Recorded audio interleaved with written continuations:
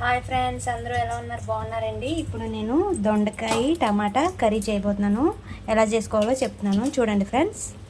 ఇప్పుడు బాణీలో oil heat ఎక్కుతుంది. ఇప్పుడు దీంట్లో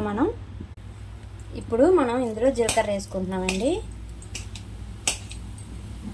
తర్వాత ఉల్లిపాయలు వేసుకోవాలి. చూడండి, ఇప్పుడు నేను పచ్చిమిర్చి పేస్ట్ వేసుకొని బాగా కలుపుకోవాలి. ఇప్పుడు అల్లం వెల్లుల్లి పేస్ట్ వేసుకున్నామండి.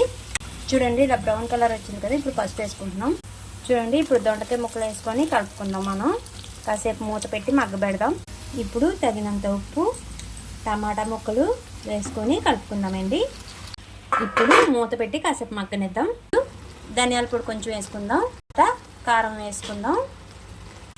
ఇప్పుడు మూత పెట్టేసుకుందాం. మనం వేడి వేడి దొండకాయ టమాటా కర్రీ రెడీ ఫ్రెండ్స్. లైక్ చేయండి, షేర్ చేయండి, సబ్స్క్రైబ్ చేసుకోండి. Thank you so much.